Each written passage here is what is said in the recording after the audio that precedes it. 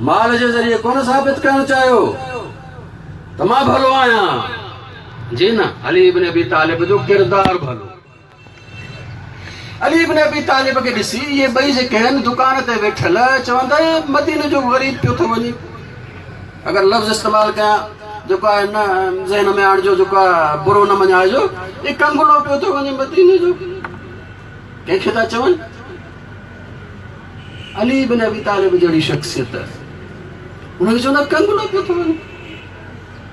अली इब्न अबी तालिब ॿुधो, अली इब्न अबी तालिब ॿुधो ऐं मोला सम्झो त हिननि खे ग़लतफ़हमी इहा थी आहे त मूं वटि ॼण त माल आहे ई कोन, ॼण त मां माल कमाई कोन थो सघां। हीअ सम्झा हिन वटि आहे ई कोन, हीउ माल कमाई नथो सघे, तंहिंजे करे असांजे बराबरि कीअं ईंदो। मौला रसूल अकरम जन अली इब्न अबी तालिब खे इन खंदक जे जंग खां पोइ मदीने खां ॿाहिरि कुझु इलाइक़ो ॾिनो ज़राअत जे लाइ। हुन ते मौला ज़राअत कई। मौला उन में वञी चश्मा खोटींदा, जॾहिं पाणी निकिरंदो उन ते ज़राअत थींदी। उन दौर में घटि 20 चश्मा मौला खोटिया, 20 चश्मा।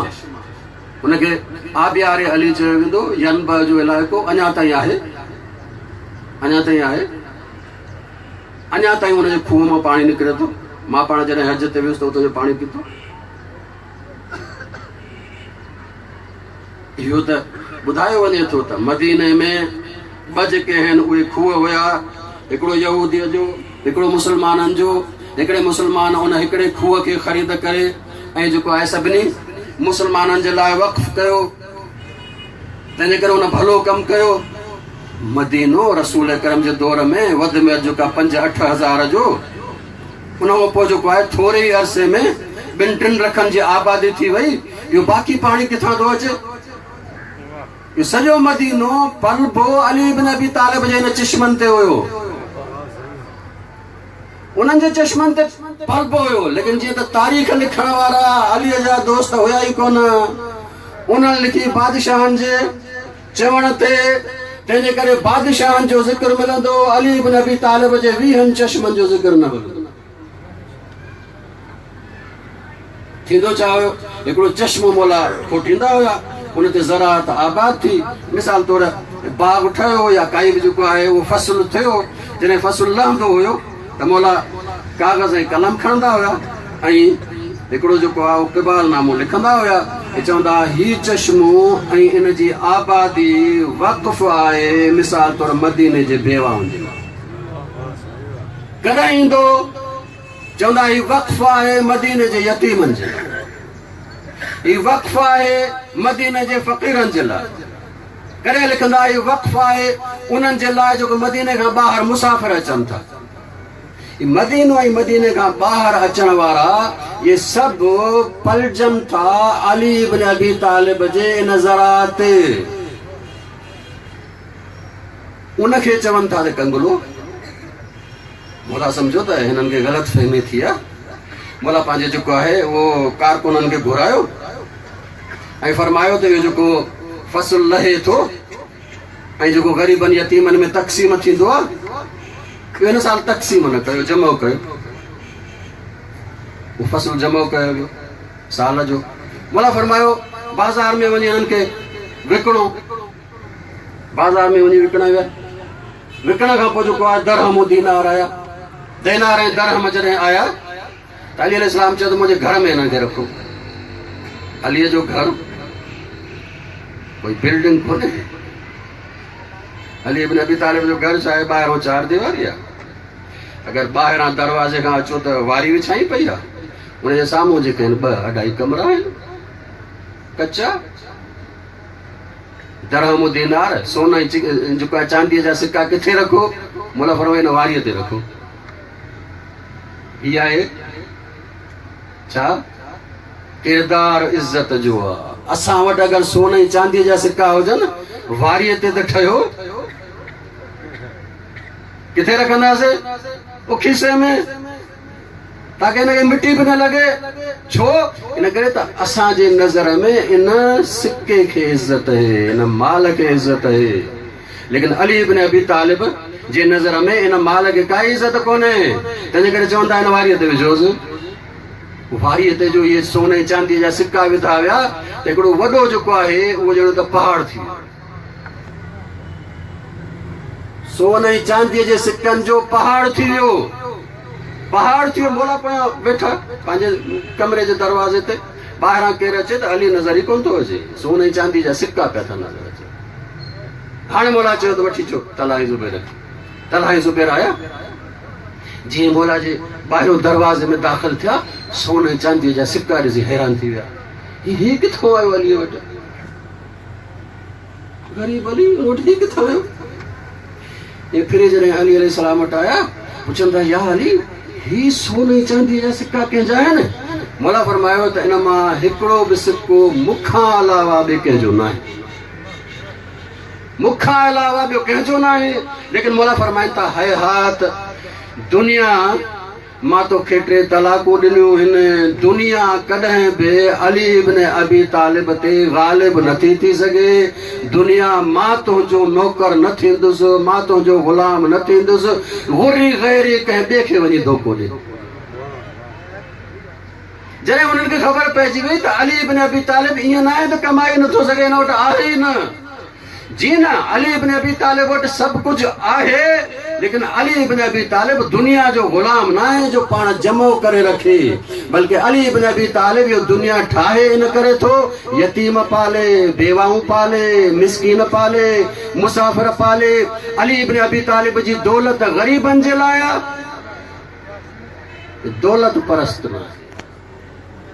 हाणे तव्हां ॾिठो, अगरि दीन जो मुआशिरो हुजे त सरदार सभु हेठि बलाल मथे, अगर लादीन मुआशिरो हुजे त अली इब्न अबी तालिब जहिड़ी शख्सियत जी बि मुआशिरे में इज़त नथी रहे। इहो अली इब्न अबी तालिब दुनिया में रहियो, लेकिन जीअं त हाणे मुआशिरो इस्लाम जो न रहियो, तंहिंजे करे सरमाएदारनि खे इज़त मिलंदी रही, किरदार वारनि खे पोइ ते धुपियो। थींदे थींदे जॾहिं अली इब्न अबी तालिब अलैहिस्सलातु वस्सलाम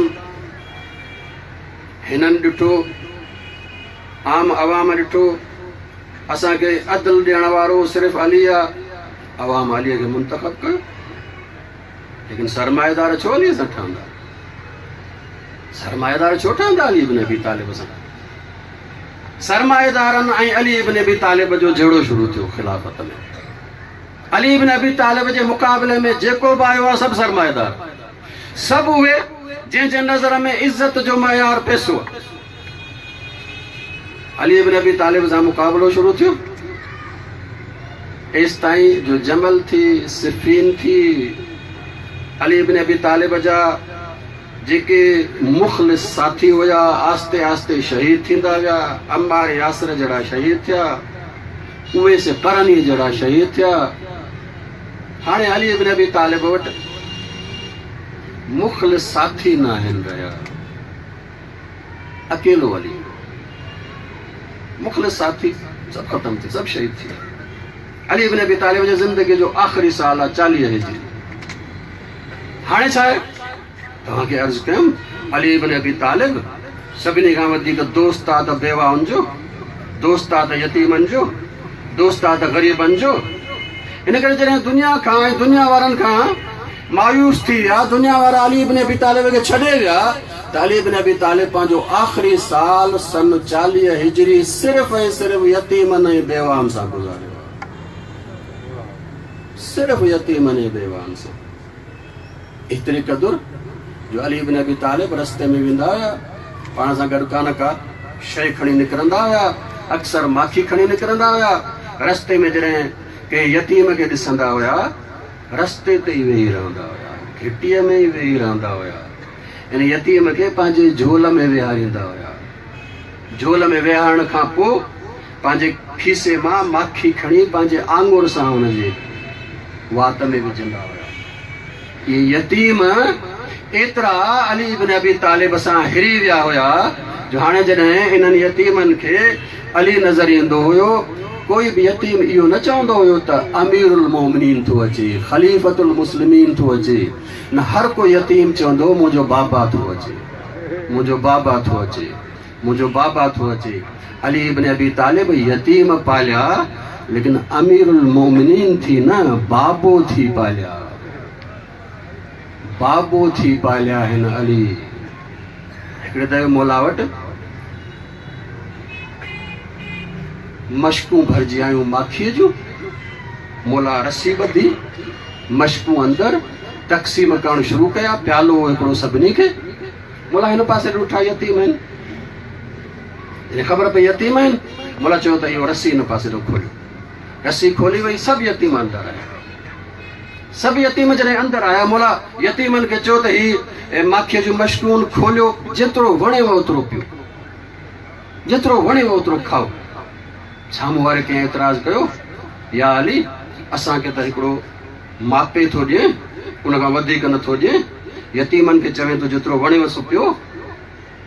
मौला फरमायो तोखे ख़बर न आहे, अल इमाम अब्बुल यतामा, इमाम यतीमनि जो बाबो थींदो आहे। ही पंहिंजे बाबे जो मिल्कियत पिया था खाइनि, तव्हांखे कहिड़ो एतिराज़?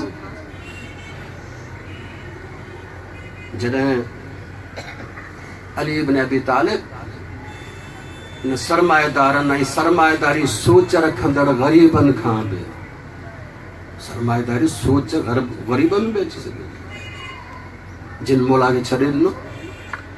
मौला एतिरो परेशान थिया जो आख़िरी साल में मौला दुआ घुरंदा, पालणहार इन उम्मत मां मुंहिंजी जान छॾाए। रमज़ान जो महीनो मौला दुआ घुरंदा, पालणहार इन उम्मत मां मुंहिंजी जान छॾाए। अरिड़हीं रमज़ान जी शाम जो मौला पंहिंजे धीउ हज़रत उम्मे कुलसूम हज़रत ज़ैनब जे घर आहिनि। राति जो मौला ॿाहिरि निकिरनि था, आसमान जे तरफ़ ॾिसनि था, सितारनि जे तरफ़ ॾिसनि था। मौला फरमाइनि था, हा इहा उहा ई राति आहे जंहिंजो मूं सां वाइदो कयो। न वाइदे करण वारे कॾहिं ग़लति बयानी कई, न जंहिंसां वाइदो कयो उन ग़लति बयानी कई। हा इहा उहा ई राति आहे जंहिंजो मूं सां वाइदो कयो हुयो। थोरी देरि खां पोइ ॿाहिरि निकिरनि था, पंहिंजे धीउ ज़ैनब खे फरमाइनि था, धीउ ज़ैनब हाणे हाणे मां तुंहिंजे नाना रसूलुल्लाह खे ख़्वाब में ॾिठो। मूं रसूलुल्लाह खे अर्ज़ु कयो, या रसूलुल्लाह तव्हांजे उम्मत जो मूं सां सुलूक ई आहे।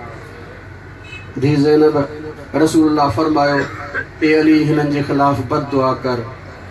धीउ ज़ैनब मां सिर्फ़ु इहा दुआ कई, पालणहार मूंखे हिननि खां भला साथी अता फरमा ऐं हिननि खे बुरो हुक्मरान नसीब फरमा, ताकि हिननि खे ख़बर पए त अलीअ जी अदालत छा। सुबुह जो टाइम क़रीब पियो थिए, मौला ॿाहिरि निकिता, लिबास पातऊं, कमरबंद ॿधऊं। कमरबंद ॿधण खां पोइ जॾहिं ॿाहिरि निकिता त कमरबंद दरवाज़े जे कुंडे में फाथो, किरी पियो, खुली वियो। अली अलैहिस्सलाम झुकनि था, कमरबंद खणनि था, फरमाइनि था, अली मौत जे लाइ पंहिंजी कमर मज़बूत करे ॿध।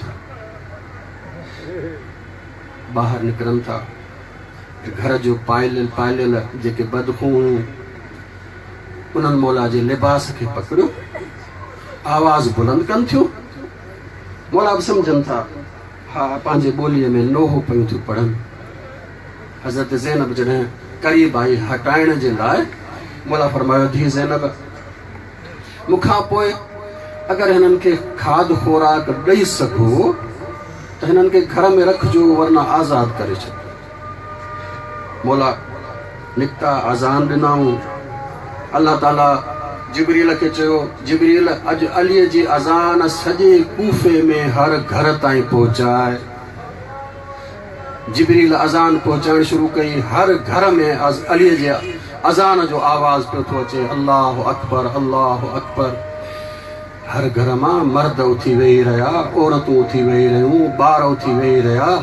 ही अलीअ जो अज़ान अॼु असांजे घर मां किथां थो अचे। बस अली इब्न अबी तालिब अज़ान तां लथा, मौला नमाज जे लाइ सुन्नत नमाज जी नियत सां नमाज शुरू कई, सजदे में विया, ज़रब लगी, मौला फरमायो फुज़्तु रब्बिल काबा, रब काबा जो कसम, अली कामयाब थियो। या हिन पासे ॾांहुं जिब्रील जो आवाज़ आयो, तहद्दमत वल्लाह अरकानुल हुदा, ए इंसानो ॼाणे वठो हिदायत जा सभु मीनार किरी पिया। अली इब्न अबी तालिब घर आंदो वियो, हकीम आयो, उन मुआइने करण खां पोइ चयो त ज़रबकारीअ ज़हर लॻल हुयो, बचण मुमकिन न आहे, लेकिन जेकॾहिं खीर में माखी मिलाए तूं कुझु खारायो प्यारियो त शायदि दर्द घटि थिए। घर में मौजूद कुछ माखी जेका मौला यतीमन लाइ जमा कई, कुछ खीर हुयो, उहो ई खीर जो प्यालो, उहा ई माखी इन में विधी वई, मौला जे साम्हूं आंदी वई। इहो उहो वक़्तु हुयो जॾहिं अब्दुर्रहमान इब्न मुलजिम खे पकड़े आया, मौला जे साम्हूं बीठो आहे। मौला ॾिसी अब्दुर्रहमान इब्न मुलजिम खे सिर्फ़ु हिकिड़ो जुमिलो चयो। मौला फरमायो, अब्दुर्रहमान, छा मां तुंहिंजो भलो इमाम न हुयुसि? छा मां तुंहिंजो भलो इमाम न हुयुसि? मौला ॾिठो त हिन खे उञ लॻल आहे, गलो ख़ुश्क अथसि, आवाज़ निकिरेसि नथो। मौला इहो पंहिंजो शरबत चयो, इहो हिन खे प्यारियो वञे। अव्हां ॿुधो हूंदो मौला शरबत प्यारो, लेकिन कहिड़ो शरबत प्यारो? उहो शरबत जेको मौला जे लाइ दवा तौरु आंदो वियो हुयो, जंहिं शरबत खां पोइ अलीअ जे घर में न माखी आहे न खीर आहे। अलामा मजलिसी लिखनि था, ख़बर न आहे कूफे जे यतीमनि खे कीअं ख़बर पई त अली इब्न अबी तालिब खे खीर ऐं माखीअ जी ज़रूरत आहे। थोरी देरि खां पोइ अलीअ जो इहो कचो घर यतीमनि जे घेरे में हुयो। हर यतीम जे हथ में हिकिड़ो प्यालो हुयो, जंहिंमें खीर बि हुयो, जंहिंमें माखी हुई। हर यतीम चई रहियो, मां पंहिंजे बाबा जे लाइ शरबत आंदो आहे, मां पंहिंजे बाबा जे लाइ शरबत आंदो आहे। अला लानतुल्लाहि अला क़ौमि ज़ालिमीन, सयअलमुल लज़ीना ज़लमू अय्य मुनक़लिबिन। अल्लाहुम्मा सल्लि अला मुहम्मद। खुदावंद असांजा सगीरा कबीरा गुनाह माफ़ फरमा। खुदावंद जेके मोमिन बीमार आहिनि शफ़ाए कामिला इनायत फरमा, जेके बीमार आहिनि शफ़ाए कामिला इनायत फरमा, जेके बेरोज़गार आहिनि बाइज़्ज़त रोज़गार इनायत फरमा, जेके तकलीफ़ात में मुब्तला आहिनि तकलीफ़ूं रफ़ फरमा। खुदावंद सीरत मुहम्मद व आलि मुहम्मद ते हलण जी तौफ़ीक़ इनायत फरमा। खुदावंद असांजनि दुआउनि खे क़बूल फरमा। इमाम ज़माना जे ज़ुहूर में जल्दी फरमा। असांखे सही माना में शहीद शुहदा इमाम हुसैन जो अज़ादार बणजण जी तौफ़ीक़ इनायत फरमा। असांजी हिन अज़ादारी खे पंहिंजे बारगाह में क़बूल फरमा। असांजे अज़ादारियुनि में ख़ुलूस नियत अता फरमा। बिहक़ मुहम्मद व आलि मुहम्मद।